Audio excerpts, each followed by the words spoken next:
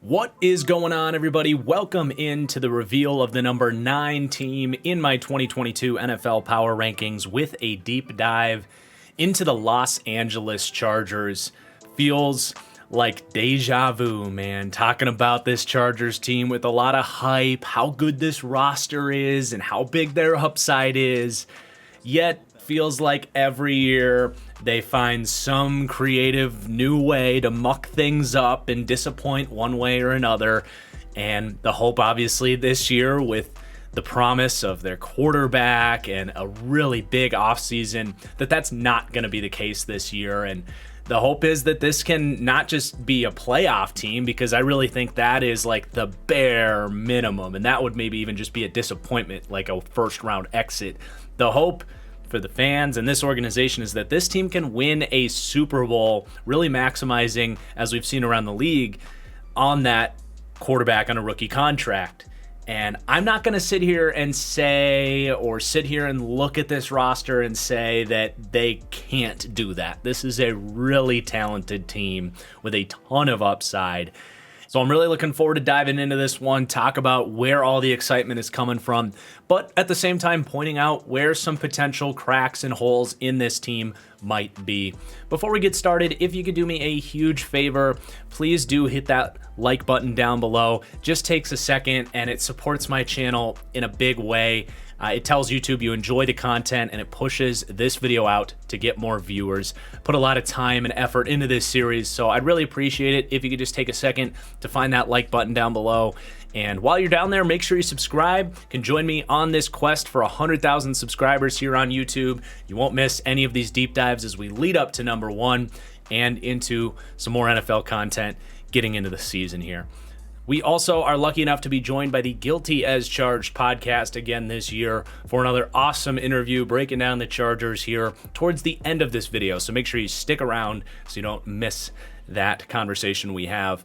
But let's kick this thing off by recapping this team's offseason that I think everyone agrees is a net positive, to say the least. Some major additions to this team.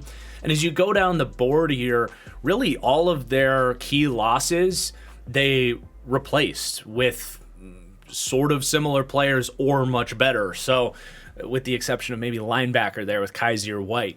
But at guard, you lose a couple starting caliber players, sort of. Ode Abushi, Schofield, both kind of Band-Aid types, but were their options at right guard last year?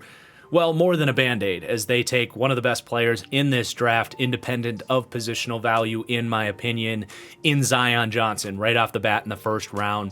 Then at tight end, swapping Jared Cook for Gerald Everett, okay. Uchenna Nwosu getting upgraded with Khalil Mack, an obvious upgrade there. I think it's fair to say Linval swapping for Sebastian Joseph Day is an upgrade for an interior defensive line that desperately needs some help moving forward. Then at corner, they lose Chris Harris in the slot, who was pretty washed up, but bringing in Bryce Callahan and J.C. Jackson. So again, right all the way down the board, upgrading at their key losses.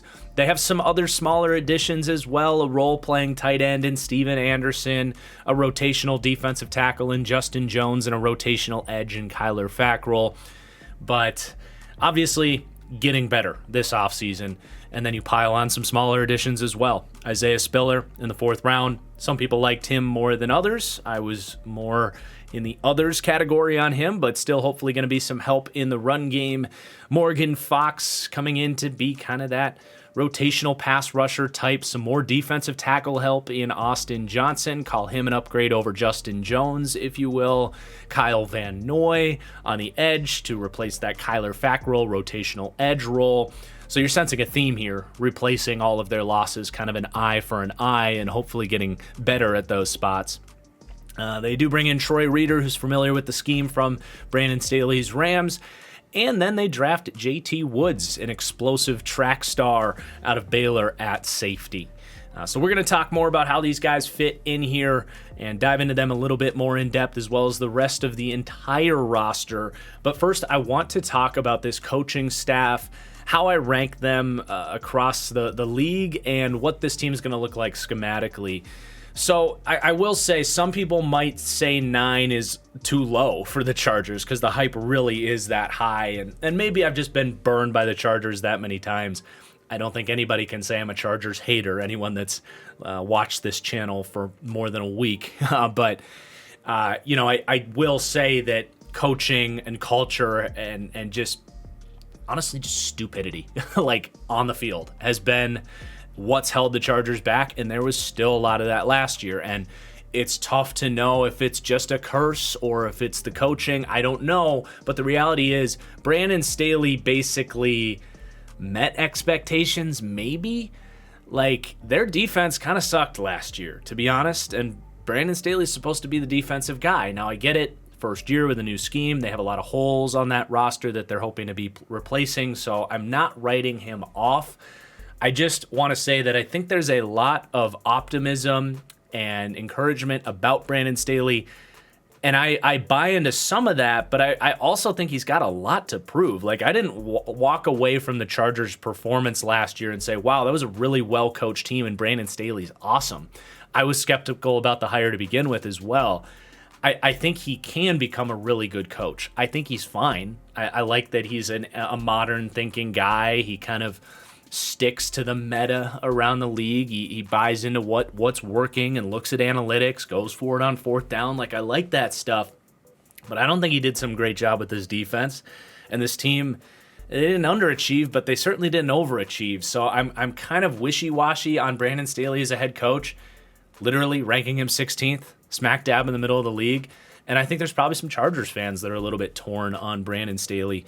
But, big year for him. I think he's got a great opportunity, obviously, to ascend in not just my opinion, but in how people around the league view Brandon Staley, even though most people really like Brandon Staley. But as far as what Staley's scheme looks like, and it is his scheme, not Ronaldo Hill's scheme. Ronaldo is kind of a young ascending extension of Brandon Staley, has not spent a lot of time as a defensive coordinator. Brandon Staley is the defensive coordinator here. He's going to oversee everything on that side of the ball. But he is the definition of a Fangio-style defense where you're going to get those split safety defenses, a lot of quarters calls with the coverages. And what that means is essentially your two safeties is not a free safety, strong safety relationship. You have two hybrid safeties back there that are going to be asked to do a little bit of everything. You want them to, of course, play quarters coverage where they need to start a little bit closer to the line of scrimmage than, say, cover 3 or cover 2, where oftentimes you have to pick up a receiver entering the seam or run with him on a post or a corner route, follow him to the sideline on an out route. You really have to have hip flexion and speed to convert into man coverage. You also need to be able to gain depth quickly because you're going to see a lot of pre-snap disguise. Maybe go up, show that you're a slot corner, and then rotate into a cover 3 free safety assignment where you have to show those zone instincts and the range to play a single high third cover 3 assignment. Maybe rotate from that position into a cover 2 or go cover 6, where one side you're asked to play quarters, the next play you're asked to play cover 2. So just basically being asked to do everything, and that's the definition of a Fangio-style coverage scheme on the back end and what they do here. And then Staley's more in the 3-4 variation of that as far as what the front looks like, where your edge guys are more outside backer types, as opposed to maybe Cleveland, where it's a more 4-3 front. But that is the scheme here for Brandon Staley. It is a scheme that is shown around the league to work. I think Staley just honestly needs to continue developing his players within this scheme and show why he was a desired head coach candidate for the defensive side of the ball. Because as I said, wasn't all great last year.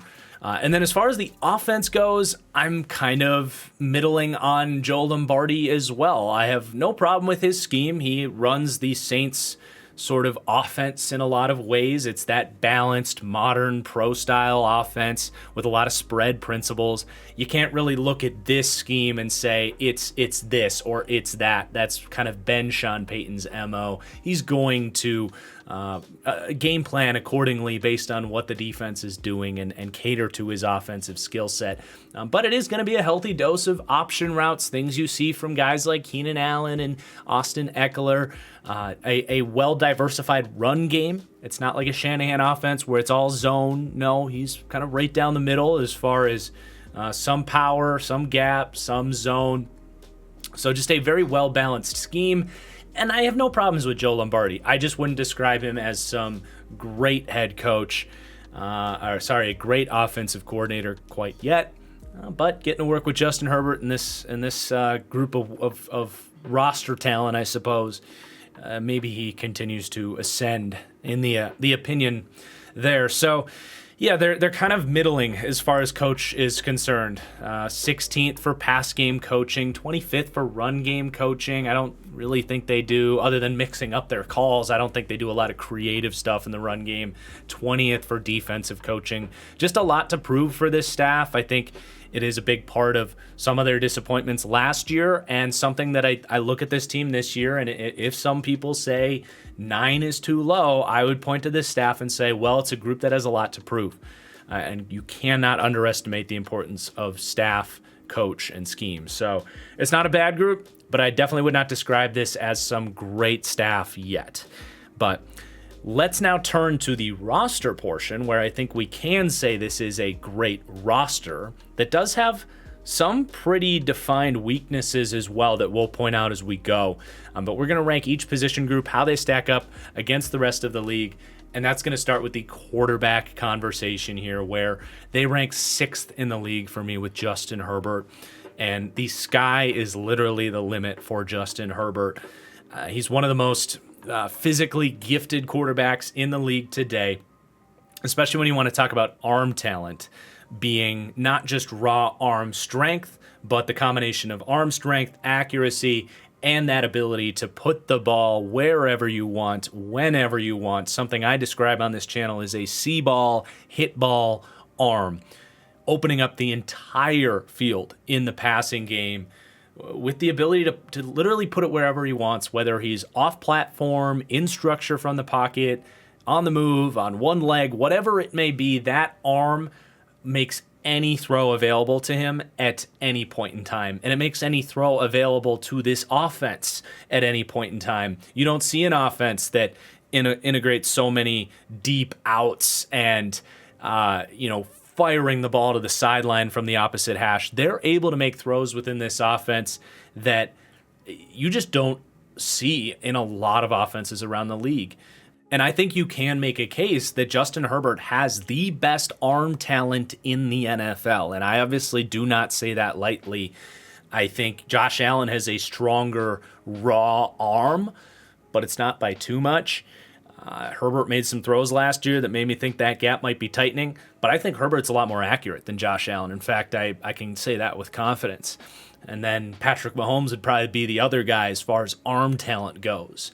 I think maybe Mahomes a little bit more accurate, especially off platform, but arm strength, I might lean towards Herbert ever so slightly on that one. That one is a little bit closer for me. But yeah, I think with that arm talent, you're talking about someone that has incredible upside as a quarterback.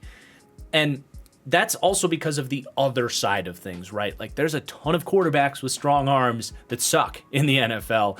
And Herbert has made incredible strides from a mental perspective to make you think that, maybe we walk out at the end of this year and Justin Herbert is the best quarterback in the league, because his processing, his decision-making, no, it's not perfect, but I think you can clearly say it got better from Oregon to year one, from year one to year two. So you're seeing that momentum going.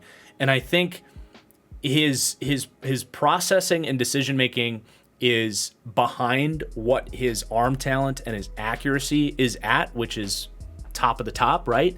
So if you're just looking at the levels, so to speak, he's got everything on the physical side. If that mental side just keeps going up and up and up, we could be talking about the best quarterback in the NFL by the end of the year. And I've been impressed by his ability to read defenses and get better week by week.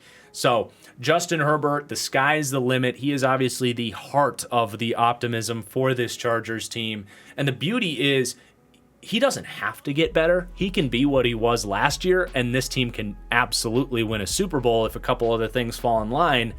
But if he continues to get even better, he might be able to continue to carry this team and elevate this team consistently in a way that maybe a quote-unquote full-on elite quarterback can. So he's right on the precipice of entering that status for me. So 6th in the league for Justin Herbert with a trending up arrow. You have Chase Daniels, the backup. If Herbert goes down for a week, Daniel can step in, hopefully keep your team in the mix. But obviously season's done if anything happens to Herbert. You got Easton Stick, athlete, still trying to figure out how to play quarterback at the next level. So there is your quarterback room. And then we get to the weapons where they rank 13th. I understand there's going to be some confusion with this. This is the third team now that has come in 13th in these rankings. Well, it started with Dallas 12, Minnesota 13, Chargers 14, I think, with their grades all being within like 0.1 of one another. Honestly, their makeup is pretty similar with two good number 2 wide receivers, a good receiving back, and tight end up and down. The injury to Washington and the maybe unavailability of Michael Gallup pushed Dallas down and obviously led to some mix-up in the ranking. This is a fluid situation. Got to adapt to new information as we get it, as always. But anyway, the Chargers rank 13th for me. And as I mentioned, you got 2 really good wide receivers, a great receiving back, a good tight end, and then some questionable depth behind that. I do really love the duo of Keenan Allen and Mike Williams. I always want to see a diversity of skill sets in the wide receiver position, and you definitely have that with these two. It's a natural relationship having both these guys out there because Keenan it has always been great from the slot, but they really use him, at least in 11 personnel, almost exclusively as that slot weapon, where he's a really difficult matchup for players defending that part of the field. He's too fast for linebackers and safeties, too quick for them, and he's too big for a lot of slot corners. So he really gets it done in that part of the field. He is excellent at finding the soft spots in zone and making those tough catches over the middle. An incredible route runner, still one of the best in the league. So he's that dominant weapon, and you could even make a case that Keenan Allen is technically the best slot receiver in the league. You got Cooper Kupp. A lot of these guys will play a little bit on the outside. But anyway, he's in the middle of the field for the most part, and then Mike Williams is going to be working that sideline. He's kind of the prototype or archetype X-perimeter number 2 wide receiver. I've compared a million players in this deep dive to Mike Williams, and he's the perfect guy in that role where he's going to run go balls and push the field vertically and maybe not be a speedster, but when you have Justin Herbert's arm and ability to put a 50-50 ball up for Mike Williams 50 yards down the field, that's obviously a threat because a 50-50 ball for Mike Williams is more of a 65-35 ball because he's so big and so good at finding the football and out-physicaling the corner. But it's not just that. He's an adequate route runner. He has adequate speed and quickness to run all of the other different X wide receiver routes at a solid enough level that it's not like you look at him and say, oh, he's just running deep every time. So he'll run deep digs. He'll beat you on a slant if you try and press him. He's got a good release and uses those long arms well. He's decent after the catch in those situations. But the one thing that has really stood out to me about Mike Williams is they've worked on that chemistry with Justin Herbert on those back shoulders, working the sidelines, because this is something I talked about with Drake London coming out, and something I said about Herbert and Mike Williams heading into year 2 is that when you have a perimeter receiver that's not a burner, my God, is it nice to force the corner to stay honest and defend a back shoulder throw, because it just changes the game. It really does. And when the corner is always worried about that well-timed back shoulder, he can't just stay over the top of him. He's got to stay tight. And then you become vulnerable to not just go balls, but everything else. And they worked on that chemistry evidently last year, and it's something that is only going to get better. Obviously, Herbert can throw a back shoulder from 20 yards from the opposite hash. That's a asset that this team has that not a lot of people have, but it takes a lot of timing and skill from the receiver as well. And Mike Williams is a great fit for that, to work the sideline in that way. So you have a really nice duo there, right? The one thing I wish this team had was a true vertical threat to go opposite of Mike Williams, just run go balls, run posts, force the safeties to stay honest, and take the top off the defense. Jalen Guyton is kind of that, but I don't really trust him. So, I was disappointed that they let Tyron Johnson go in Herbert's rookie year. They seem to be building something there. He didn't even make the team last year, and ever since then, I feel like they have been missing that true speed threat over the top. Again, Guyton is kind of that guy, but I don't think he's as good of a separator down the field as Tyron Jackson was for them. So maybe something I wish they would have done this offseason. Maybe they go and get a Will Fuller. How exciting would that be? Granted, on the Chargers with their injury record, he'd be healthy for 2 weeks, but God, that would be phenomenal. Keep an eye out for that, I suppose. But I guess otherwise, you're gonna see a decent rotation of both Josh Palmer and Jalen Guyton. And again, I understand Jalen Guyton is a fast player. He is a deep threat, but I just don't think he took that big step to be that player last year, and I don't expect that to happen this year. So he's there. He'll play that role, but I'd rather they have someone that defenses will take a little bit more seriously.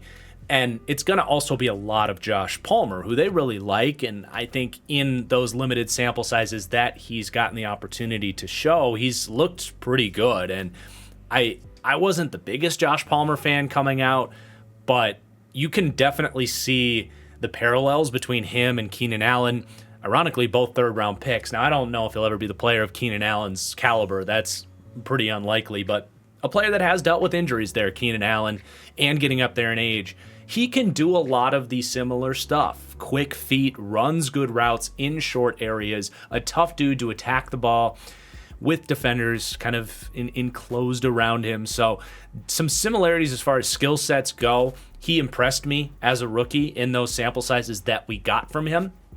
And I think someone that we definitely got to keep an eye on is an ascending player here in just year two. Someone that I frankly probably just missed on, and he didn't get the right situation to be utilized in college to get a good eval from me. But this isn't all about the draft. Like, we're evaluating him as an NFL player, and he looked pretty freaking good as a rookie. So just very unproven, small sample sizes, but a young ascending player that I think maybe by year's end can be a solid number 2 for them. But there are some question marks there.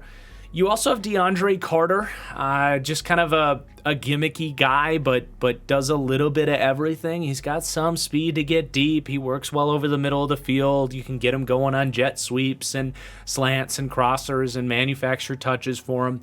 Kind of a sneaky good year for Washington last year, so he's a nice piece to add as a 5th wide receiver, absolutely. Joe Reed can kind of say some similar things about him that I would have said just now about DeAndre Carter and Josh Palmer. I like Joe Reed and his playmaking ability and his ability to work in the short to intermediate game has been entirely underutilized here for the Chargers. So someone that maybe there's something going on there that the coaching staff doesn't really believe in him, but I do think he's a talented player. And that's probably your 6. You've got Jason Moore, who's kind of snuck onto the field a couple of times. Michael Bandy. I don't see anybody else making it. They might not even keep 6 here. So it's a solid group of wide receivers and a solid tight end room as well. You have Gerald Everett, who is what he is at this point. He's a smaller tight end, doesn't have the biggest catch radius or isn't the best blocker or anything, but he is fast. He'll sneak away on play actions, which this team will definitely use some heavy doses of play actions. So drags, crossers, play action screens, kind of a poor man's Jonnu Smith. Decent signing, nothing crazy, nothing too exciting. The exciting player here for me is Donald Parham, who I really want to see him maybe take this tight end 1 job. It doesn't feel entirely likely, at least to start the season, but he has checked every single box down the road since being a breakout XFL star, a small school player, 6'8", 245, 250 pounds with legitimate speed and movement ability, someone that really slipped through the cracks. And he just looked like he belonged in a different league when he was playing in the XFL. It was week after week after week. He was just kicking ass, big plays, operating in the short game. And then the Chargers noticed it. They picked him up.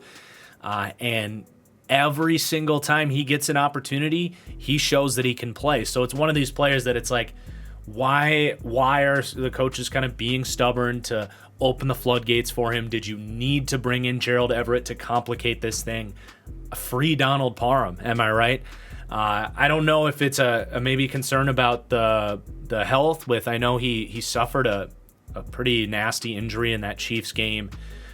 So maybe they're just being cautious. I don't know the full story, but to me, I'd roll Donald Parham because there has been some flashes of him and Justin Herbert being an unstoppable duo because Parham is 6'8", and Herbert is firing these missiles that are already coming from a high launch point because Herbert's 6'6". Who are you supposed to cover Donald Parham with? Because he's too fast for a linebacker and he's way too big for a corner or a safety. So I think his upside is incredible. To be kind of a breakout mini superstar here, it's kind of an opportunity situation there. So definitely keep your eye on Donald Parham. If anything happens to Gerald Everett, like obviously that's unfortunate, but grab Donald Parham in your fantasy leagues because I really think it's all about just getting that opportunity, and he's going to take off. Really talented player.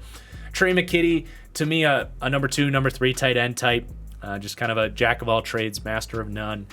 Then a bunch of depth. You got Sage Surratt there. I guess keep an eye on him. Someone that had some big draft hype, day 2 draft hype. I said y'all are freaking crazy. This guy is not a receiver. He's way too slow. I think I had a 6th round grade on him. I was way out on Sage Surratt. He ends up going to the USFL, switched to tight end. So obviously the Chargers, like I said, forward-thinking organization. They're open-minded. They get Parham from the XFL, Surratt from the USFL. We'll just have to keep an eye on him if he even makes the team. But yeah, interesting tight end room to say the least. And then your running back situation, you have one of the 3 best receiving backs in the NFL in Austin Eckler. One of the best route runners, has legit speed to peel away from any defender that tries to cover him. A good player after the catch, smooth hands, really good instincts on screens, you name it. You got to remember, Eckler had almost 1,000 receiving yards with Phillip Rivers hitting those dump downs. Herbert hasn't quite looked his way quite as much. I think he could even look his way more. And yeah, he's incredibly talented to work the underneath area of the field and even line up from the slot and do some of that stuff too. So he's obviously a big weapon here. Beyond him, Isaiah Spiller, I think, did show some nice fluid hands out of the backfield. So if he continues to work on his pass pro and his route running, could be a nice receiving back if they need him. And, you know, it's just limited opportunities because you have Austin Eckler there, but Josh Kelly's been and the rest of these guys I wouldn't even really count on. So 13th for weaponry. It's a talented group, going to provide pretty much everything they need. I just would love to see them get like Will Fuller, just take the top off of defenses and really open up this offense. Because it is a little bit like very dependent on the details. It's timing with Keenan Allen. It's small like routes, option routes with Austin Eckler, and it's working the sideline with accuracy and physicality down the sideline. If a little bit more speed from these receivers, I think would add an explosive element that would just, help them hit the easy button a little bit more for this offense. So it's like the one thing that I kind of wish that they added this offseason. Maybe it's not too late. Sign Will Fuller. Make it happen. I just want to take a quick second and let you guys know if you've enjoyed this series and you want to support this channel in a financial way, you can do that on my Patreon. That is patreon.com/thatfranchiseguy. And you'll also get exclusive content. You'll get, right now, my fantasy rankings available. And as the season goes on, you'll get access to my weekly NFL picks, any film breakdowns that I do, usually once a month there on Patreon. So you get exclusive content. You support the channel in the process. Great time to sign up with the season just upon us here. And let's get back to the video. Let's talk about the offensive line now. it's a really good group with the exception of right tackle. Like, this is another position where I look at and I'm like, God, I just wish they grabbed one more piece there. But the rest of this offensive line is ready to rock and roll, and hopefully it's enough to compensate for questionable right tackle play. They rank 9th for me for pass protection and 13th for run blocking. So you have Rashawn Slater at left tackle. Could have been in the mix for Rookie of the Year last year. He was outstanding. I would say a top 10 left tackle already. One of the best athletes at the position. Already incredibly refined. He has a good anchor despite being a lighter player. He's got it all, man. He's going to be their franchise left tackle, and they're not going to have to worry about it for a long time. And that was an incredible find to get him. They have Matt Filer at left guard. Good, solid veteran, a rocked-up dude, and a really physical run blocker. Doesn't have the quickest feet, can, come at the expense of some stunts and quickness from pass rushers at times, but not someone you're worried about. At center, you have Corey Linsley, who's definitely still in the mix for the best center in the NFL. I would say the most well-rounded center as far as being a great pass protector and a consistently dominant run blocker. So, they stole him from Green Bay. Still can't believe they paid a running back over Corey Linsley. But the Chargers, the benefactors, and he was an immediate upgrade for this offensive line. Not to mention what he's going to bring to the table as far as communicating stunts and blitz pickup. He's the full package. So he's a superstar there at center. And then you have Zion Johnson at right guard now. The Chargers are infamous for taking some of my favorite players in the draft. And Zion Johnson was probably my guy in this draft. For those that followed my draft analysis, I had him as a top 5 overall player in this draft. And in my mock drafts, I was occasionally taking him in the top 6, 7, 8 picks of the draft because I think Zion Johnson is an all-pro, well, let's take a step back, a Pro Bowl caliber guard day one, someone that is the complete package. I even made some Aaron Donald comparisons, not that he'll ever be that level of a player, but Aaron Donald, what makes him so freaky and special is that he's undersized, so he's able to stay really athletic, but it doesn't come at the cost of play strength. And I saw that same thing with Zion Johnson as a blocker. He can get on the move as an exceptional athlete. He can reach, he can pull. In pass protection, he has rapid foot speed to handle quickness and mirror. But he can drive as a run blocker. He can anchor as a pass protector. So to me, Zion Johnson has all-pro potential, and I think he could be, just like Rashawn Slater was for them last year, a Pro Bowl caliber player immediately. So what a pick he was, swimming in excitement for that. But then, as we mentioned, the right tackle spot is a major a pivot point for this entire team, and everybody knows it. The Chargers know it. Trey Pipkins knows it, who's slated to be the starter here. That everyone in this division knows it. Every fan knows it, as we saw Max Crosby single-handedly end the Chargers season by abusing Storm Norton last year. And look, I like Storm Norton coming out of the XFL. I was like, someone should pick him up. He could be a decent swing tackle, and I still think he's that, but he's not a starter, right? He had some major downs last year, and you're really counting on Trey Pipkins to win this right tackle job right now. I just kind of wish they would have gone and got even like a Dennis Kelly, or even better, like a Riley Reif or something like that. But they believe in Trey Pipkins, and we're just going to have to wait and see. He's a former third-round pick, I believe, entering year 3. A rough rookie season, but in year 2, he dealt with injuries, but when asked to start, he did play rather well. So he has the tools. He's seemingly trending up. He has won this job, and this staff trusts him. If he's good, they're locked and loaded. This could be a top 5 offensive line. If he's bad, they're going to have to go to somebody else, hopefully not Storm Norton, and or move some pieces around here. So your options could be to turn to Storm Norton, which we know is not a good one. You could go to either Brendan Hamus or Jamari Sawyer, both guys with college tackle experience who they have working at guard right now. And both those players are interesting. I like, the prospects of potentially Brendan Hamus kicking back out to tackle where he was pretty polished, but a really light player with shorter arms, gonna be someone that struggles with power rushers. Jamari Sawyer, kind of the opposite, a really short, stocky player who can anchor, but the foot speed and the pass protection technique would, to me, be a major issue at tackle. That's why he is listed at guard. But you could put Matt Filer at right tackle, where he played at Pittsburgh, in Pittsburgh, a couple years as a starter at right tackle and played pretty well. So to me, I would like to be optimistic and say that's their backup plan, is to move Filer to tackle, and you roll with either Hamus or Sawyer at guard, which is a position that, especially with Slater and Corey Linsley next to him, you can protect a little bit better than, say, a tackle. So they have some contingency plans. It's just not as simple as, okay, you have a good swing tackle behind him, because Storm Norton is an issue in pass pro right now.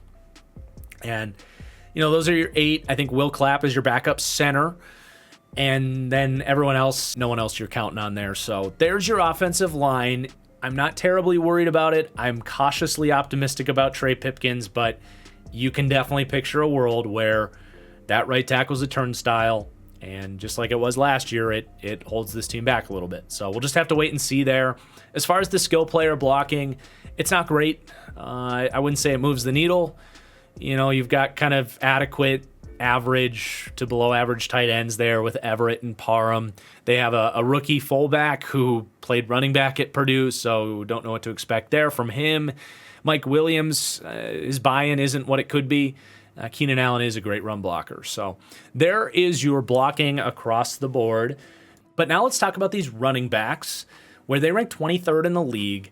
And Austin Eckler is a good running back out there. The problem with him is he is lighter, and rightfully so. He's not a player that you want to give the full workload. 12 carries is probably about the pitch count on him, because he provides so much more value as a receiving back that you want him healthy and you want him fresh for those passing downs.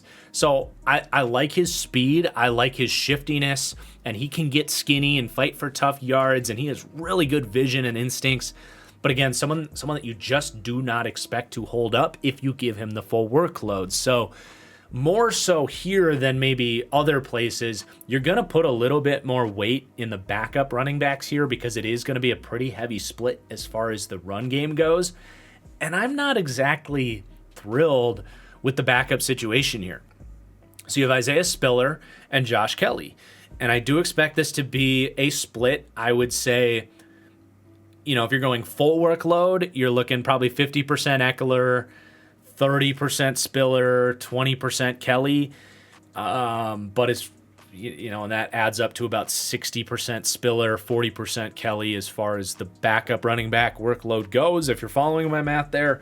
But either way, I'm not swimming with excitement for either of these guys. Josh Kelly, I think, is what he is. He's kind of a balanced running back, decent size, decent vision, decent everything, really, but nothing you're overly excited for, right?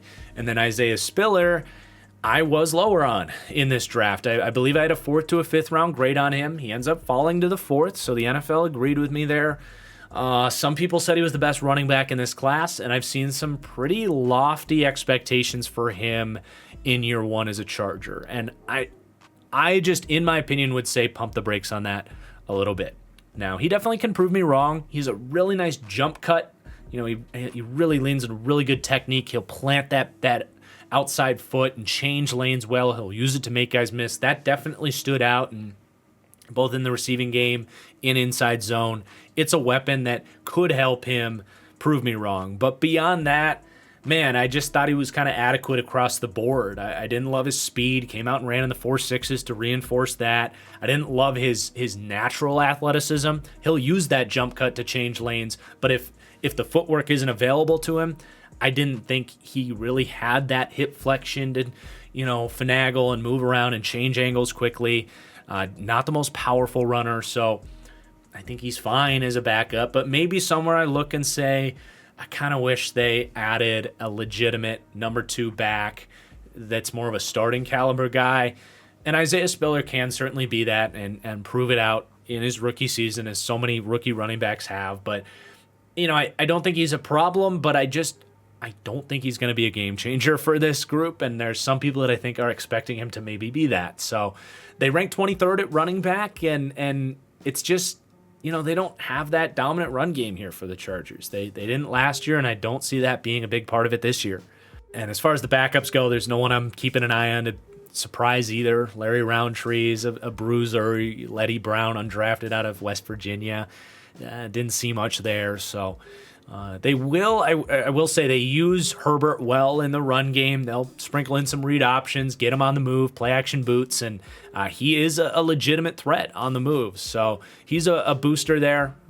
Ranking 12th, I suppose, around the league as far as how much of a multiplier he adds to the run game with the numbers advantages that he can help create. But overall, they come in 22nd for me for run game. It's just a adequate run game, and I don't see them being a whole lot more than that this year. That said, 6th as far as passing game is concerned. And the exciting thing there is, they could end up in the top 3, if not number 1, because obviously the quarterback is in place, but you have a coaching staff that I think has an opportunity to continue to get more comfortable with these guys and really get creative with the play calling to a point where I would rank them higher than 16th from a pass game perspective. And then the weapons, you have some guys with upside, Palmer and Donald Parham, and my God, if they found a way to get a deep threat in here, whether it was via trade or signing a Will Fuller, you're in business. And then, of course, the right tackle situation. If that resolves and maybe Pipkins is a solid right tackle, this is going to be one of the best passing games, whether or not those things happen. But those are a couple areas where you can definitely see some improvement happening, and this getting really exciting because it's already exciting. And it's a big part of why they're in the Super Bowl tier, right? So they rank 9th for offense right now. But now let's flip over to the defensive side of the ball, where we're going to start with this defensive line, and they rank 1st for me in terms of pass rush in the NFL. And it's all about this edge duo, right, for the most part. But, man, I think this has a good chance to be the best edge rush duo we've seen in the 21st century. Straight up, this duo could be unfreaking believable. You could have 2 top 5 edge rushers in the league right here and 2 elite players. You have Joey Bosa in place. I think even underrated, just so technically refined. He's not the most explosive player. And there are times where you see mobile quarterbacks get away from him, where he'll run past Patrick Mahomes and he'll just take advantage of that lane that Bosa created, because he's not the bendiest guy or the quickest guy to peel off and go get him. It's the one weakness I have on Joey Bosa. But overall, this man is incredibly powerful. He's one of the most technically refined rushers in the league. He defends the run. He's got size, a good enough athlete for sure. So he's in the top 5 for me. I do definitely see Bosa as a ready-to-go elite edge rusher. No questions asked. Khalil Mack, there's a little bit more uncertainty there. But I, in general, take the approach that he was beat up last year. He still has a lot of juice in the tank. Sure, he's 31, and he might not be 2017 Khalil Mack, that to me is the most dominant edge rush season of the last 10 years. He was unbelievable that year. If he's 95% of that, kind of rejuvenated and re-inspired here with this Chargers defense, back with Brandon Staley, who had him for that Bears defense in 2017, by the way, I think you're going to get a better version of Khalil Mack, someone that could maybe climb up a little bit before he goes back down at his age, and finish strong here, especially in 2022 with an outstanding season. So he's the thing that makes Khalil Mack so special, by the way, is that long arm bull rush. And it was the most unblockable thing, because he's got the get off, he's got the arm length, he has incredible raw strength. And when he flies off the ball and he lands that arm inside your collarbone and gets you kind of, top to bend top over heels, or however you want to describe that, he can do whatever the hell he wants with you. He can pull you and rip. He can pull you and swim. He can take that other arm and go boom and just knock you over. The long arm bull rush is the most underrated move in the entire league, and there's only so many guys that do it effectively, that have the full package paired with the accuracy in your hands to land that thing. So he's got it, and I think we're gonna see him be much better than he's been the last couple of years and return to being an elite pass rusher. It's weird to see an up arrow here on a 31-year-old pass rusher, because he has been trending down, but I do think this is a situation of a guy that's going to be rejuvenated and give you some more good years before he regresses again. There are some question marks there, though, right? This guy that has had a hard time staying healthy is getting up there in age, so maybe he just has fallen off, but I don't watch him and say he's lost too much to his game. So I like I said, think this is the best edge rush duo in the league now, and very well could be the best one we've seen in 20 years plus. And that alone is going to provide so many issues for opposing defenses that this ranks number one for me. The interior rush is not great. The depth in the edge group is not great, but you're going to have to basically pick who you want to double, or if you want to double both of them, you've only got 3 receivers out there. So it's going to provide some massive numbers issues, because both of these are guys that you can't really leave one-on-one, and teams are going to be forced to do it. So it's not just how much these guys are going to win, it's how much they're going to open up for the rest of the defense and be that force multiplying effect. So it starts there and almost ends there. They sign Sebastian Joseph Day from the Rams. Kind of a good number 2 defensive tackle that's being asked to be their number 1. This has been such a bad interior group. Good, balanced defensive tackle that can line up anywhere. A little better as a run defender than he is as a pass rusher.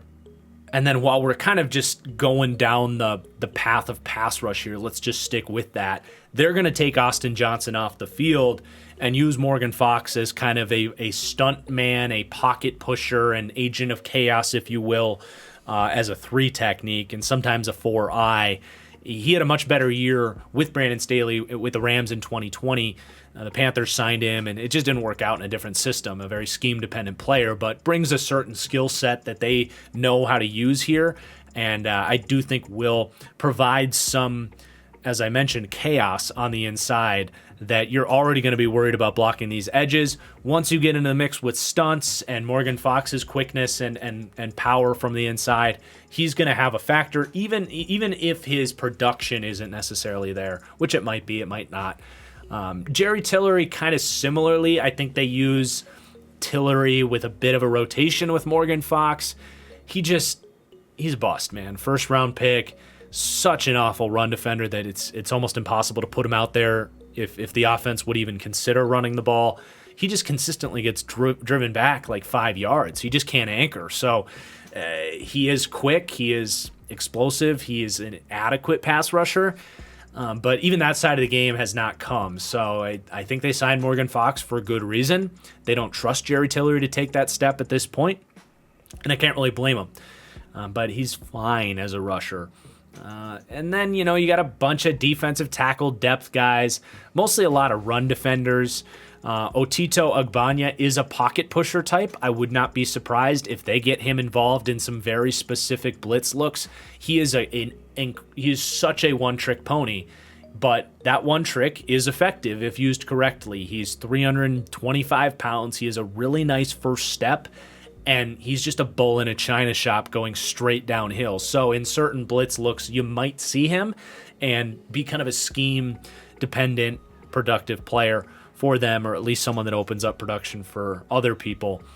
Off the edge, you do have Kyle Van Noy, who's going to be an early down hybrid backer for them, and I think you're going to see him on the field a lot. I think he plays 500 or 600 snaps, and he provides some flexibility in a couple different ways, because obviously Khalil Mack getting up there in age, you don't want to give Khalil Mack 800, 900 snaps. So I think on basically all first downs, I think you're mostly going to either take Khalil Mack off to keep him fresh, or if you want to go more base 3-4, Joey Bosa is not a natural 3-4 outside backer. He is kind of a weird scheme fit in this defense.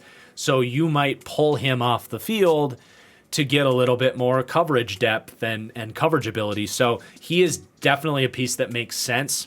A true Belichick outside backer who is a very balanced overall linebacker, can defend the run a little bit, but not great at it, can rush the passer a little bit, but not great at it, can drop into coverage a little bit, but not incredible at it. He is really good at dropping into curl flats, really good zone IQ there. So, yeah, Van Noy makes a ton of sense, and he will basically be a starter here. He's going to get, I think, like 600 or 700 snaps.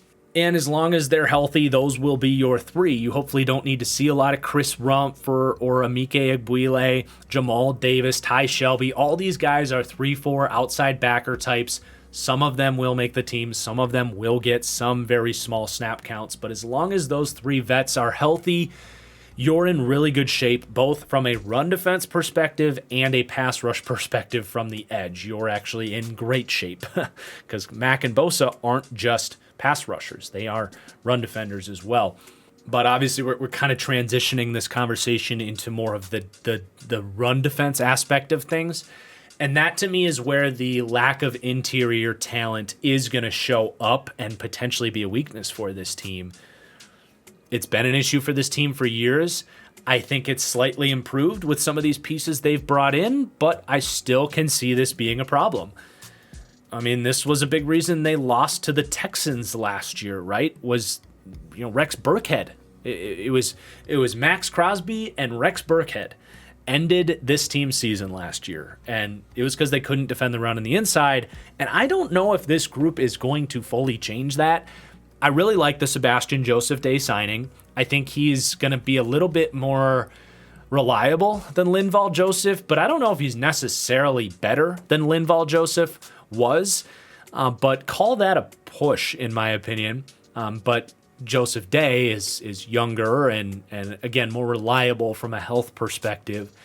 And then you bring in Austin Johnson, who I do think is a better run defender than Justin Jones, so that would be your upgrade there. But again, beyond that, there's really no help beyond those guys, and it's certainly not some incredible interior duo. So you have one of the best edge groups who are going to push the runs inside and contain the edge. But are Joseph Day and Austin Johnson going to be getting off blocks and eating space and doing their job to the level that they might demand against a really good run-heavy team? I don't know. I have my question marks about it. I don't think it's a bad group, but I don't think it's a great group either. The pieces you'll see rotating in there will be Covington. I don't think this team dares put Tillery out there in a run situation. Joe Gaziano is kind of a base 4i. He's kind of a edge hybrid type. He's fine as a rotational guy. Agbanya's going to have to learn how to defend the run. He did not do that at UCLA. Just not really any discipline or shed ability. Braden Fehoko is interesting. I suppose keep an eye on him to maybe be this team's third best run defender. But as I mentioned, a potential question mark there for the interior run defense. Overall ranking 17th, so kind of middle of the road there. Then you get to the linebackers, and this is one of the worst linebacker groups in the league. You have Drew Tranquill, balanced, kind of do-it-all linebacker, not the best athlete, so he's kind of assignment dependent as far as his coverage is concerned, and even as a run defender, he's not always the first man there because his pursuit speed isn't the best, but solid tackler, good run diagnostics, good zone feel, doesn't really blow assignments, but not locking anybody down out of the backfield or locking down any tight ends. And then Kenneth Murray has basically been a bust to this point. He has not developed the coverage feel that was a problem for him coming out of Oklahoma. He has not developed his run diagnostics. He's kind of that classic missile without a targeting system where he's fast, he will lay you out when he sees it, and he goes and he can have explosive plays, but it has been wildly inconsistent at best from him. And he's currently on the PUP list, so we don't even know exactly what we're going to get from him. And that's concerning when your depth is Troy Reeder, who was really bad for the Rams last year. Nick Neiman is interesting, but a day 3 second-year player that has not proved anything. Amen Agbongbemiga, who was an undrafted pickup, who I like as a decent backup, but not someone you want to start. A couple undrafted types there, and Christensen, Damon Lloyd, and then maybe Kyle Van Noy is asked to play some off-ball linebacker. I don't think that's what they want to do with him. I think they love him in the role that I previously described, but they might not have a choice. So it's not a good linebacker room. They're 26th for coverage, 28th for run defense. It is a group that I do believe teams will be able to attack over the middle of the field in the passing game, but also you already were a little bit squishy in your interior D-line, and then your linebackers aren't doing a great job here either. So I'm still not sold on this run defense, despite some of the moves they made. But let's move on to the secondary where things are much, much better. They rank 9th for DB coverage and 9th for DB run defense, most notably because you have Derwin James, who is the best run defending defensive back in the league. And now, before we talk about these guys in coverage, I will say, no one else is really all that good against the runs. So if Derwin's not making a play, I don't know if you're getting a ton of help from the perimeter, but I'm not really worried about it, obviously. I rank them 9th. Derwin's a monster. But from a coverage perspective, I actually came away with this with a few more concerns than I thought I would when I was really prepping for this. So you have J.C. Jackson, who is awesome. He's one of the most instinctive, just best ball skills corners in the league. He has wicked long arms. He has strong hands. He's able to attack footballs that most DBs wouldn't have the reach to get to. He reads the quarterback's eyes pretty well, and he's really good at finding the ball when he's in man coverage as well. It's going to be a new scheme fit for him. I think he can handle it just fine, but there have been some minor question marks about his true zone feel, obviously coming from that man-heavy system in New England. But yeah, he to me is not the concern. I love the signing. I think he's underpaid, and if it weren't for him, this might be a really concerning secondary, but they've got him, and he's a big reason they're in the top 10. Now, beyond him, I was really underwhelmed by what I saw from Bryce Callahan in Denver last year. Very quickly to me went from a premium slot corner to someone that teams were really picking on. And he's getting up there in age. He's dealt with some injuries. I think he's slowing down a little bit. It reminds me a lot of when this team went and got Chris Harris last year from Denver, right? I think he can play. I think he's a slight upgrade to what Chris Harris was, but there's a chance he's not. I think he's fine. Obviously knows the system, but I really don't think he's a strength of this secondary either. He's fallen off rather quickly for me based on some of the concerning tape I saw from him last year. And then you got my dude Asante Samuel on the opposite end. And Samuel started red hot, right? And then dealt with some injuries and was getting picked on a little bit. I don't know if it was rookie fatigue or what. Maybe he was just playing with lingering injuries, but the second half of the year was not what you wanted to see from him. And a large part of that was he wasn't out there for it. But I do think he's going to continue to grow. I love Asante Samuel. He was my number 2 cornerback in that draft class ahead of J.C. Horn. So I'm obviously optimistic about him. Really good zone eyes, a great playmaker, incredible hip flexion and ability to turn on a dime, close distances quickly from those quarters assignments that they like to run here. So I still have high expectations for him, but he's got to stay healthy, and he has to cling on to receivers a lot better than he did in the second half of last season.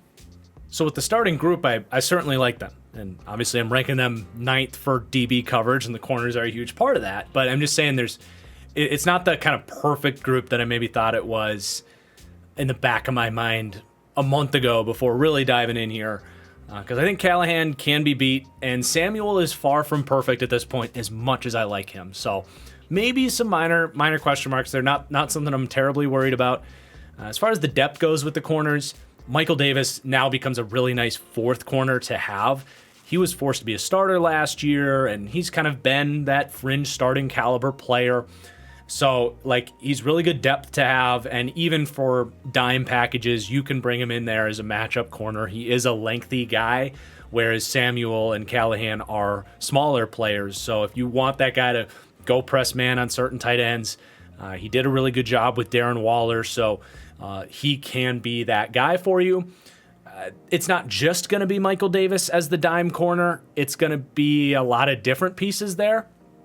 They'll use Derwin James in that role with maybe Gilman or JT Woods put in as a third safety as well, or even Gilman or Woods as that dime corner. So it's not as simple as Michael Davis as your sixth DB. It's going to be a couple different pieces in the mix there, but I do think he'll be utilized even if the starting corners are healthy.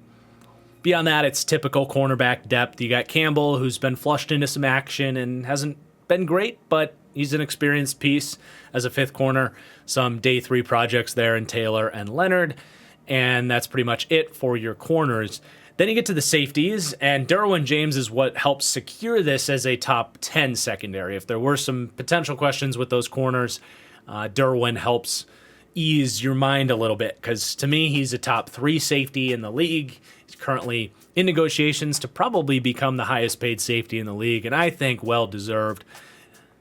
And now heading into year 2 of this system that asks so much from these safeties, whether it's pre-snap communication, post-snap communication, and all of the various different assignments that they're going to ask of these guys, he is almost the ideal safety for it, because I wouldn't necessarily want him as like a true free safety, cover 3, cover 1 system fit where he's always playing single high like a Marcus Williams, for example, or even similar to like how I feel about Jesse Bates being the best free safety in the league.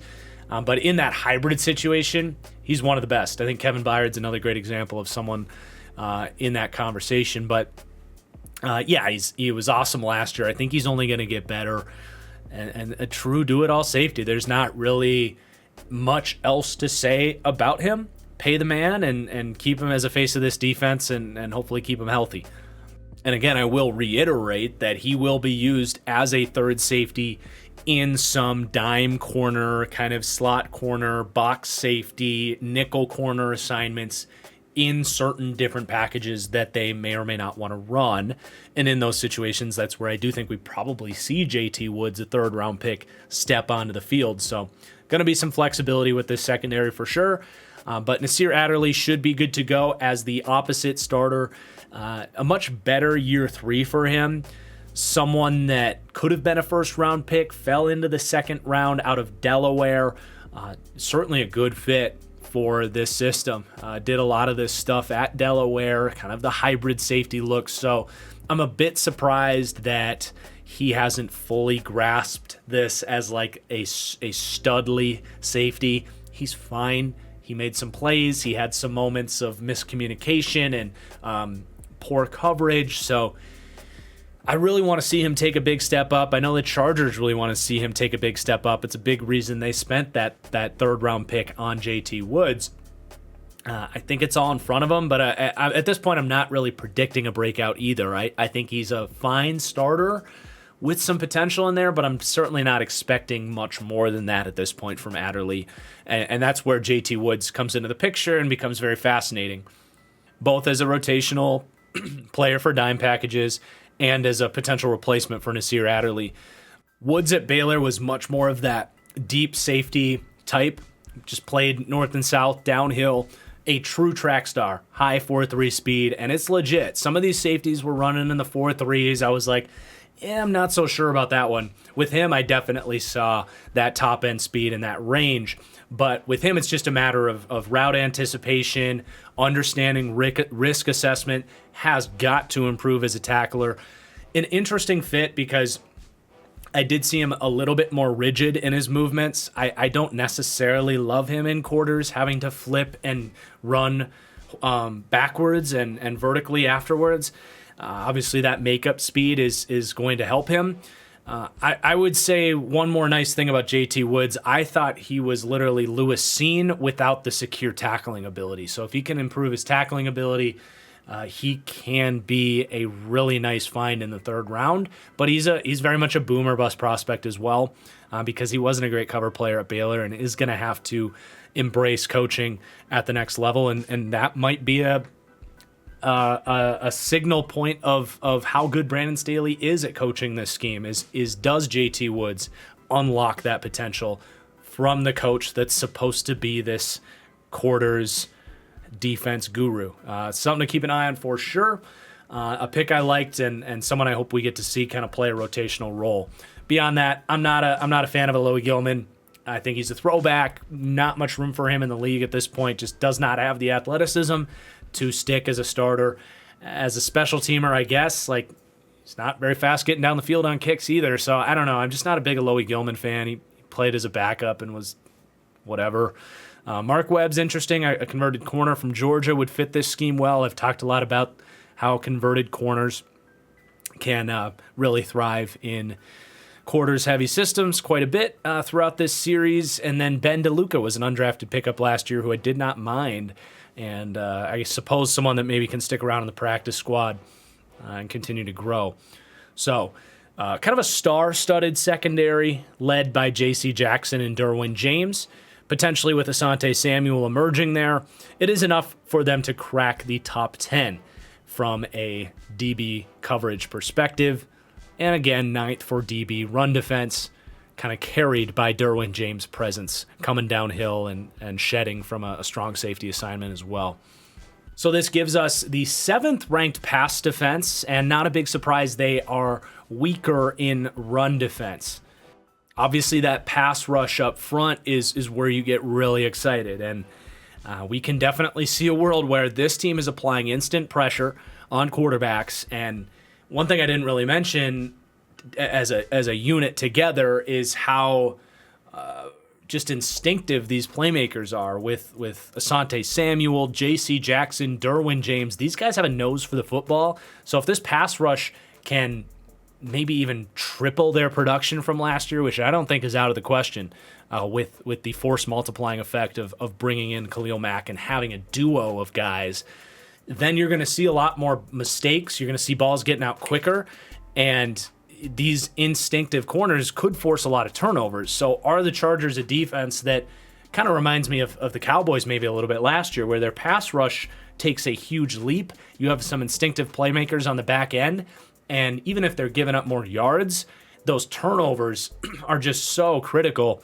that you put the ball back in an explosive offense, and it can be just monumental how big of an impact that can make. So I like the way it's constructed, but there are certain weak points both in the pass defense and in the run defense that I think the right teams might be able to exploit, and it might be a slightly more matchup dependent defense across the board.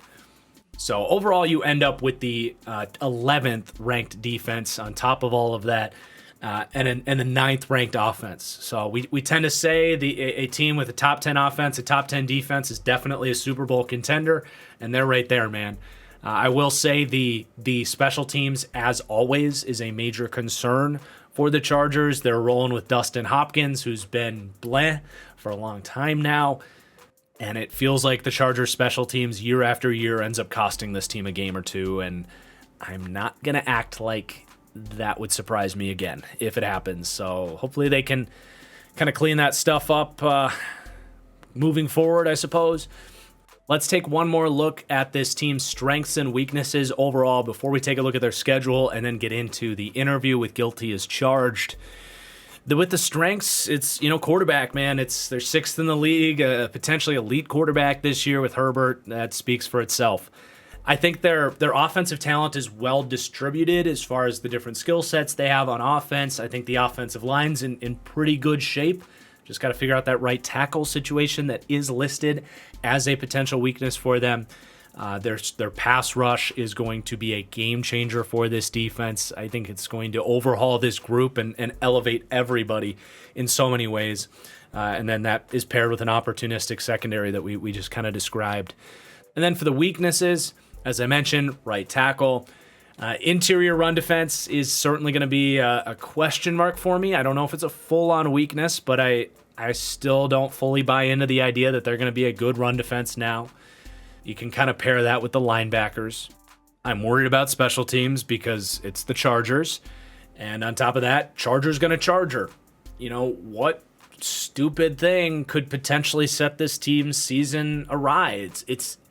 It's so unbelievably consistent with this team that it's this mystical force that I cannot describe, But until proven otherwise, until this team actually meets their expectations and goes on a deep playoff run, I'm going to be a little bit hesitant. No matter how many great moves, no matter how great their quarterback is, I just gotta throw it out there, man.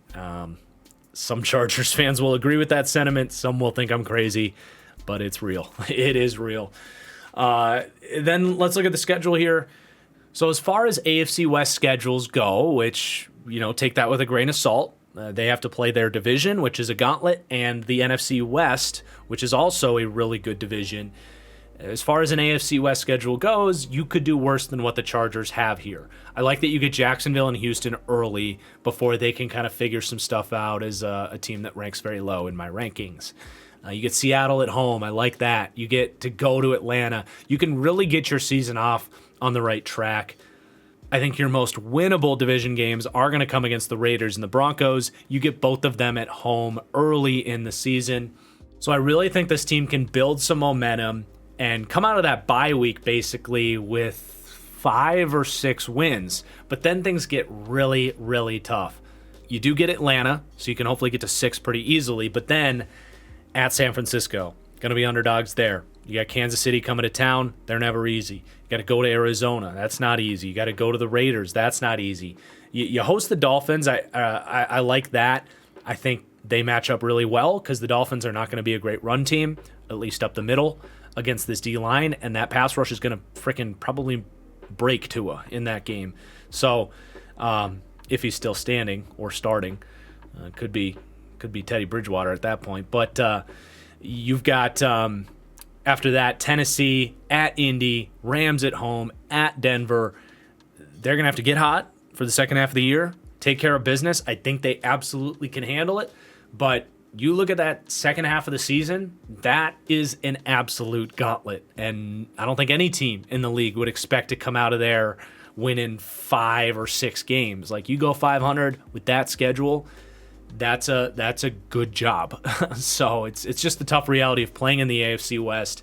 Their over-under is 10.5 wins, and that's about right to me. My projection has them at 10.1. So I do see this as a playoff team. I see them as a Super Bowl contender. With this schedule, would I bet on them to win 11 games? Probably not. I'm not going to say don't do it, but I'm not putting my money on that. As far as the Super Bowl odds go, at 14-1, I like the bet. I love the upside of this team. They have some incredible high-end talent. They do have some specific weaknesses that I think we highlighted, but reason enough to assume that they can overcome those, whether it's the right tackle, whether it's the D-line, the secondary kind of all coming together. If just a couple things click into place, and if this staff really starts firing on all cylinders as well in year 2, like, this is a team that can very quickly end up as a team that ranks 3rd or 4th for me. I mean, they really do have that much upside, but also a team that didn't make the playoffs last year and has to prove a lot of stuff as well. So I do like that bet at 14-1 to win the Super Bowl. I think I got him even a little bit earlier at like 20-1, but I'd still make it at 14-1. Why not? They'll be a fun team to cheer for, and assuming they get in, this team can beat anybody. So there is everything on my end. Let's now turn to the interview with Guilty as Charged. And now I'm thrilled to welcome into the deep dive yet again, Stephen Haglund. Welcome back on. Stephen's with the Guilty as Charged podcast. You guys better make sure you go check it out if you're a Chargers fan. Some of the best in the biz covering the Chargers. But how's it going, man? Thanks for taking the time to come on.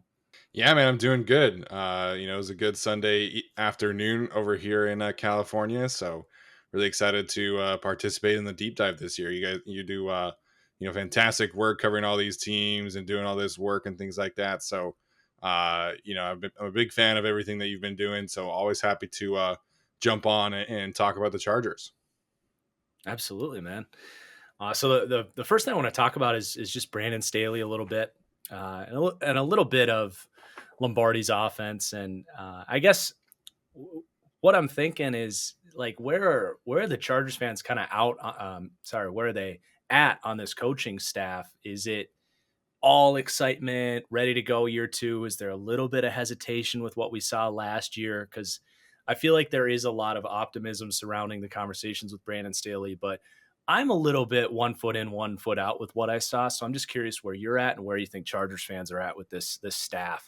Well, I think if you ask the general fan base, they'd be in a similar sense with you, kind of 1 foot in, 1 foot out. But there's a lot of, I guess I don't want to say hatred, but like pessimism towards the, aggressive nature in which Brandon Staley, elects to make his decisions, and I think a lot of that carries over to within the fan base, which is so ironic because we spent 4 years practically begging Anthony Lynn to go for it on like routine fourth downs, and he just never would. So, we are experienced the pendulum shift to the pure opposite side of the spectrum, and it's been an adjustment for some people. Um, I think the fourth down decisions kind of get overblown personally.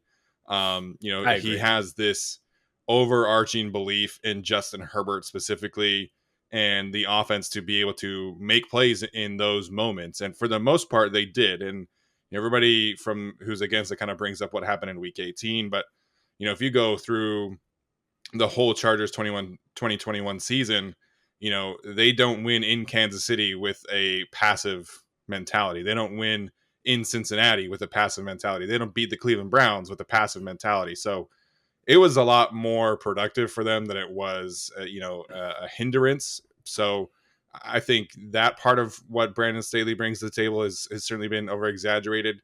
In terms of his ability as a defensive play caller, there's a lot of like, okay, we heard about all of these great things, how smart you are, but now you need to show us. The defense last year was very, very underwhelming. And a lot of that was personnel, but some of that was Brandon Staley and him not being able to kind of adapt to that personnel. So um, there still is a lot of excitement. People love when he talks, and he's very smart, very, very eloquent. But there is a lot of like wait and see. Last year didn't go so great at certain moments, so people are just kind of waiting for the improvement. Yeah. Yeah, I definitely think the fourth down stuff is really overstated. I don't even remember one that I was like, really, you're going for it here? Like I kind of understood most of their decisions. I just think maybe some of the play calls you could maybe look at. Yes, Like one yes, came to my absolutely. mind. I think it was the Chiefs game. Like it's a team that already runs just a bunch of just basic stick with like trips to one side, and it's like okay, 4th and 2, they came out trips left and they ran basic stick and they were all over it. And the linebacker jumped it. I think it was Nick Bolton. Yeah, it was the Chiefs. It was Nick Bolton jumped it. Yeah, And I was like, I mean, you got to have like something in the bag for those situations if you are going to go for it. And that takes me a little bit to Lombardi as well. Like, is it also 1 foot in, 1 foot out with him? Do we like Lombardi? Do we not like Lombardi? Where are we at with the offensive side of the coaching? yeah. There's a lot more negativity towards Lombardi and the Chargers fan base. Okay. Particularly as it pertains to like the deep passing offense from last season. Just if you look at average depth of target, which Warren Sharp had a field day a couple of weeks ago saying that like the Chargers would never reach their full potential because Joe Lombardi is just he's asking Justin Herbert to throw short too often. And again, I think average depth of target is very limited. To how we look at offense. I mean, the guys right around him are Aaron Rodgers and Patrick Mahomes. So it's like I think we Right. all feel pretty good about Andy Rodgers and Andy Rodgers, excuse me, Andy Reid and Matt LaFleur as play callers. So there's a lot of give and take. I think the Chargers would tell you that the reason they didn't access the deep part of the field as much last year was partially because of the offensive line, and second because of their personnel. You're talking about an aging Jared Cook being your primary tight end. You're talking about Mike Williams and Jalen Guyton really only being the only deep wide receivers. And Mike Williams is like he's probably like a 4.6 guy. He's not super fast, but he's not super slow. But he's just so big, right? It's like a vertical Yeah. physicality go ball. So people are mixed. There's a mixed bag about Joe Lombardi because everybody wants to see Justin Herbert just chuck it deep as many times as possible. But I think, their goal overall when they hired Joe Lombardi was to, put Justin Herbert into an offense and into a scheme where Herbert could eventually become the scheme and be able to just have all this freedom mentally to be able to handle the checks, handle the reads, be an option based offense. And so I think there were a lot of growing pains last year. And, there are certainly some moments that I think Joe Lombardi would wish to take back. But so far in training camp, it's um, all roses, right? The offense is, they added DeAndre Carter, who's kind of taken a big step forward in the passing game that people weren't necessarily expecting. Gerald Everett Yeah. has come in. He's much more athletic, able to do more vertical and yards after catch opportunities than Jared Cook does. Donald Parham, who I know you are a big fan of, able to just be a legitimate seam stretcher. So there's a lot of positivity about the personnel kind of helping Joe Lombardi out. But even me, who's like a little bit more on the optimistic side about Lombardi, like I don't think the Chargers have an elite play caller by any means, but I think he is Right. overall fine. And I think him and Justin Herbert have a really good relationship. And so we'll see. Like I said, I think he's a fine offensive coordinator. Most of Chargers fans would tell you that he's awful. So I think there's, a happy medium there for Yeah. sure. I think year two will be fun too, because it is an offense that can really empower the quarterback, Yeah. and it has a lot of potential to open up Herbert's upside even more, and help him grow to be more of a sustainable long term Yeah. scheme proof quarterback too. So And I think the other there's a thing, lot of little stuff that's good about it. sorry to cut Go you ahead. off. I think the other thing too is that they had basically no running game outside of Austin Eckler last year. There were a Hmm. couple good Justin Jackson games there. So it's really hard to run play action when you can't run the ball outside of handing it off to a 5'8", 200-pound running back in Austin Eckler. All right. Joshua Kelly has emerged in training camp. There's a lot of excitement about him. There's a lot of excitement about Isaiah Spiller, who they drafted as well. So I think, I don't think their identity will overall change, but they should be more efficient running the ball, which should help open up the deep parts of the field and play action and things like that. Well, and getting my guy Zion up front. I Yeah. mean, how can you not run the ball? No. I wanted to ask you about the Derwin situation. We don't need to spend a lot of time on it because a lot of it's probably speculation. But they're still trying to work out the contract. Is that something you have no worries about at all, or is this starting to draw on a little bit longer than you're comfortable with? It definitely has drawn What do you on think there? longer than I would have expected. We were kind of thinking that this would be a no-brainer deal, much like the Joey Bosa situation was done. Because Joey showed up the first day of reporting. He did his COVID test, and they signed his contract extension like basically right on the spot. And that's what we all figured would happen with Joey Bosa, and that hasn't been the case. The Chargers traditionally like to backload a lot of their contracts. That's how they maneuver the cap, and that's how they kind of work things around a little bit. And I'm sure David Mulugeta is not really about that life when it comes to Derwin, who's had some injury history, who's had such high play, and is really one of the best players in the league, I think. So I expect it to get done. Labor Day has traditionally been the Chargers cutoff. They don't, if it goes past Labor Day, they will not do any kind of negotiations during the season. So I expected it to be done by now, but I'm not worried about it probably until after next week. Okay, sounds good. Yeah, I think they'll work it out. I just was kind of curious. You're a little closer to it, so I was just Yeah. curious if there's anything else. Yeah.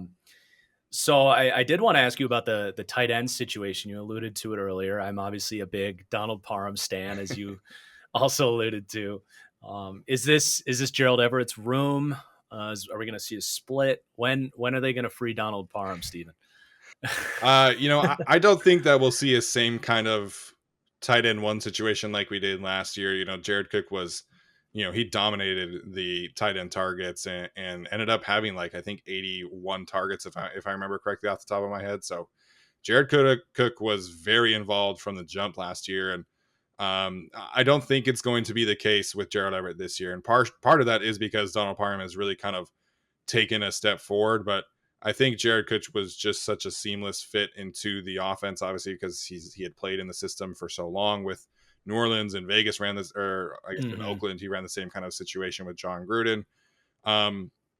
Gerald Everett's not like a traditional inline tight end, and Jared Cook isn't either, but he's big enough to do those things, right? So, they're envisioning, from my understanding, Gerald Everett as kind of like a power slot player. So he's been doing a lot of motioning out, jet sweep action.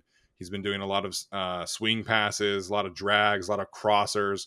So they're really sprinkling in the Shanahan stuff. Yeah, they're really more focused in getting Everett involved in like yards after catch opportunities. So Donald Parham is going to have a big role relative to the scheme, right? Like he's their inline tight end receiver. And so he's the one that's going to be running up the seam, running post routes.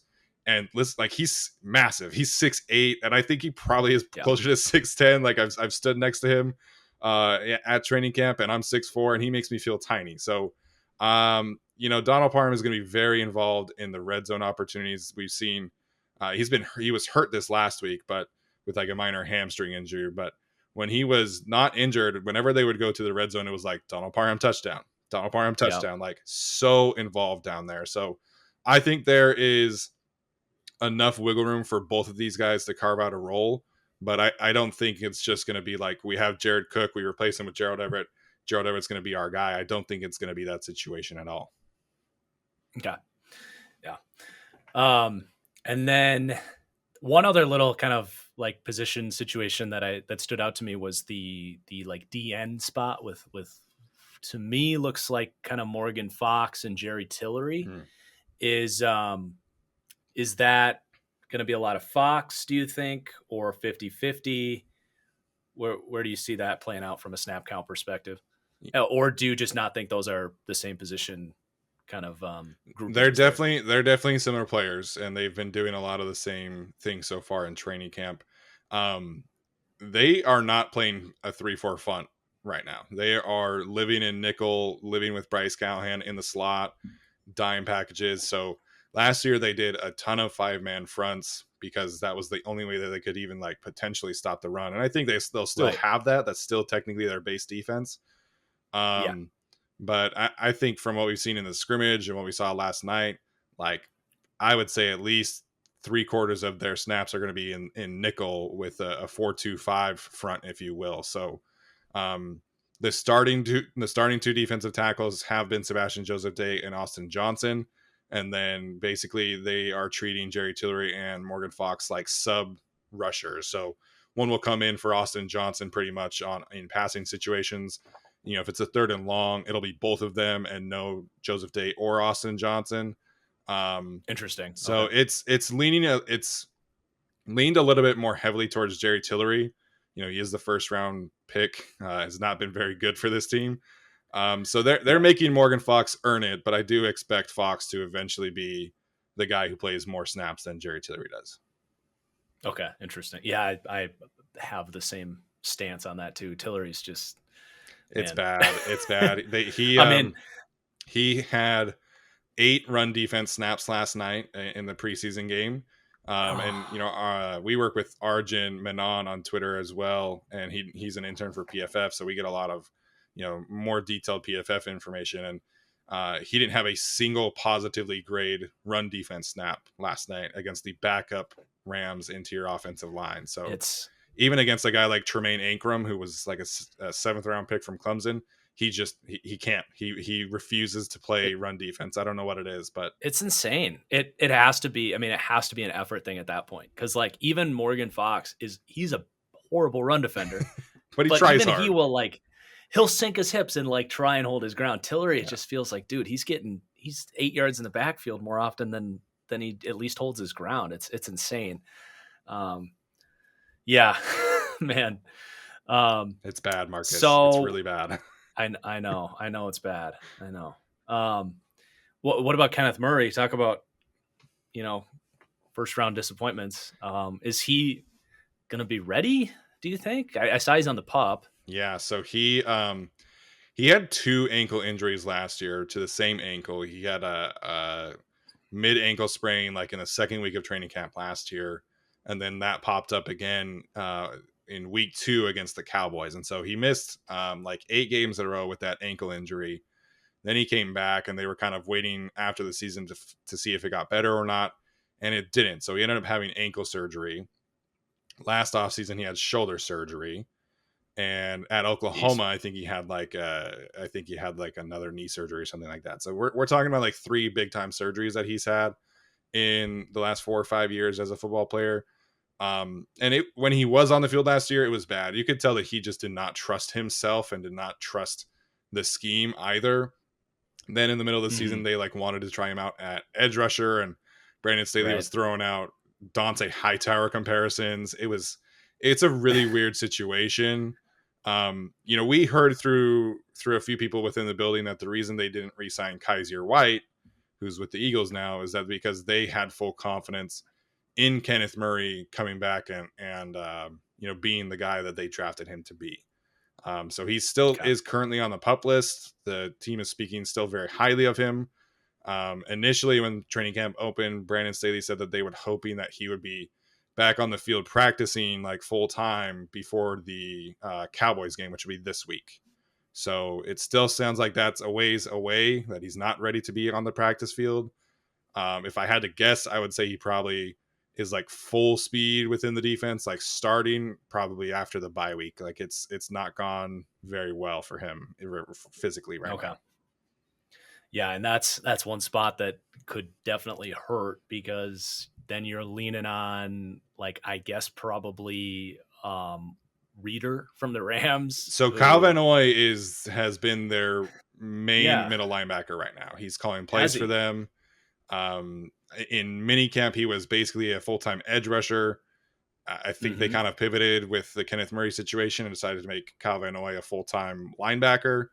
So that's another thing that we can talk about with the lack of edge depth, which we don't feel great about. Yeah, I'm going to be honest. I don't like that, because I think you don't want Khalil running 900 snaps. Yeah. I think you definitely can play him on early downs, but I'd want to put him on some bit of a pitch count. Yeah. And if you are going with a 3-4 base, Van Noy's a much better like early down hybrid piece than even Bosa. So like I really like that rotation. So I don't think Van Noy's some great off ball linebacker at this point in his career. So no, when they I don't signed love Kyle that, Van Noy, honestly. when they signed Kyle Van Noy, we were all really excited because he's a better pass rusher than Kyler Fackrell, who they had last year. And then, just kind of talking about like potential third down, like NASCAR packages where you kick Bosa or Mack inside. And then you have Kyle Van Yep. Noy as kind of like your pseudo edge rusher. You bring in Morgan Fox as well. And that pass rushing package can really get after folks. Now, with Kyle Van Noy kind of being a full-time linebacker, I think he still will rush the passer somewhat. But he is their starting middle linebacker right now. And Drew Tranquill has been mostly the guy who to play opposite of him, or next to him, I should say. And he's a fine linebacker. He's not anything special, but he's not anything bad either. Right. So I feel good about that duo. It's just like you're taking Kyle Van Noy away from one position to kind of help out another position. And I'm never really fond of that, because I personally would rather have him stick at edge and you deal with Tranquill and Troy Reader at linebacker. But they feel like Kyle Van Noy is going to be a huge piece of their defense at linebacker this year. Okay. That's interesting. We'll have to monitor that. I mean, hopefully, Murray gets healthy and you don't have to deal with that. But, right. So let's talk a little bit about Justin Herbert. Don't need to go too far into it. Sure. But what is there one thing that you are kind of looking at, hoping he improves maybe one little thing? Because he's at that point in his career where it's like you just, improve one little thing every offseason, and 3 years you're an elite, Hall of Fame quarterback. Is there any one thing that stood out to you from him? Yeah, I think for me, like one of the key things that he really, I don't want to say struggled with, but teams who, made him kind of have some tough outings. You're talking about like the Vikings, the Patriots. They would do a lot of like cover 2 press man situations, and Justin would almost like panic where he goes to the check down almost immediately. And I think there were certain times last year where he was not patient enough to let routes develop against cover 2 specifically. It was this really weird thing. Like even the Broncos kind of, forced him into some errors there as well. So that's definitely one thing that I've wanted to see him improve upon. And like going back to the Joe Lombardi thing, everybody kind of blames Joe Lombardi about the lack of deep passes, but Justin is so calculated with how he takes risks.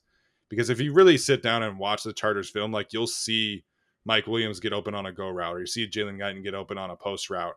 But Justin just doesn't have that gunslinger mentality all the time. And so that is something that I think Justin can definitely take a little bit more ownership in, is being able to trust his guys to go make plays, trust the offensive line. And again, hard to blame him. He had the worst offensive line in the league in 2020. Last year, left side was great, right side was awful. So this year with Zion Johnson, it should be more stable in front of him. I would like to see him be able to kind of step up in the pocket more and just be aggressive downfield. Again, not asking Yeah. him to be a gunslinger Brett Favre type, but I just need to see like a little bit more ownership in the vertical passing game from him. Yeah, I totally agree. I think like if there is something, I don't want to say something missing, but there is just like that situational awareness that can take another step with him. Sure. That I'm not going to say it's leading to him like losing games or whatever, because there's so many other factors. But there's certain moments where I'm like ooh, like Aaron Rodgers would have done this. Ooh, Patrick Mahomes would have done that. Yeah. And it's like, you know what I'm saying? Yeah. Like I think Herbert can get there, so I think we're kind of on the same road path there. I mean, I'm Uh, so excited to see what he's able to do this year. I mean, I don't know how much you've heard about this, but this is the first time since he was a freshman in college where he's had the same offensive coordinator, quarterback coach, backup quarterback, and number one receiver all carry over to the second season, to the next season. So there's a ton of it's insane. continuity within the offense. Again, really the only starters that are changing are Zion and Gerald Everett. Everybody else is back in their roles from last season. All the coaches are back.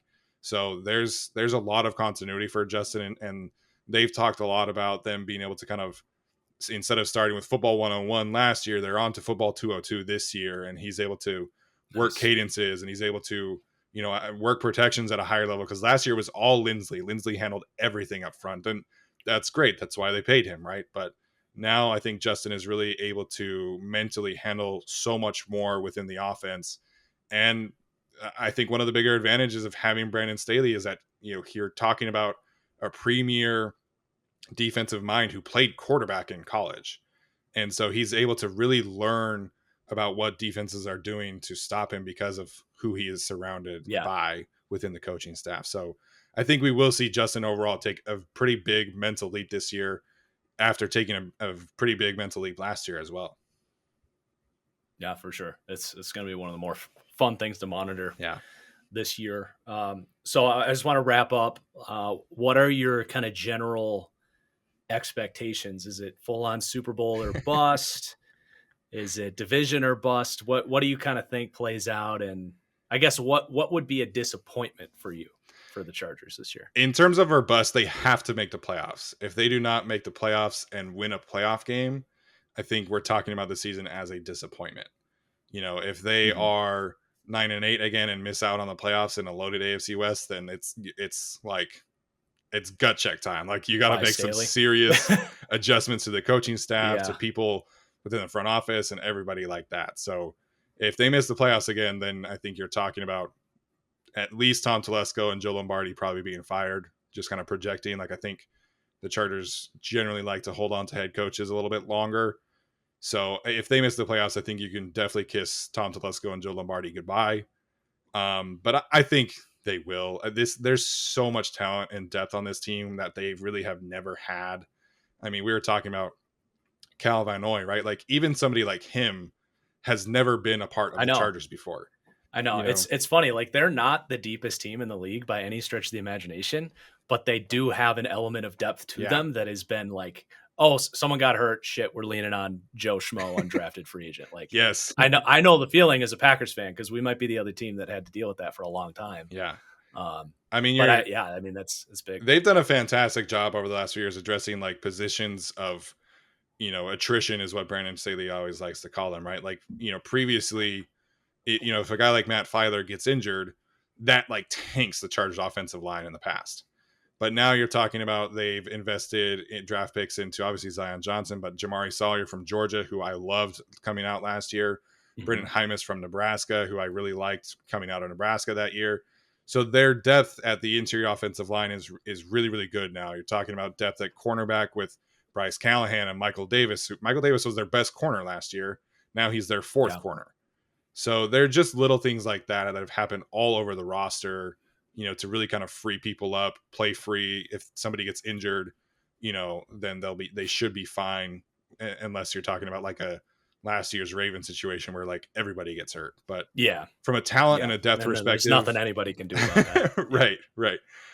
But from a talent and a depth perspective, they have everything you could possibly want in a team to make a run. I think that they will win the AFC West. I don't think that should be like the expectation from people out who aren't as bullish on the Chargers as I am. but Sure. the expectation should be make the playoffs, win a playoff game at the bare minimum, or else we're talking about this season being a failure.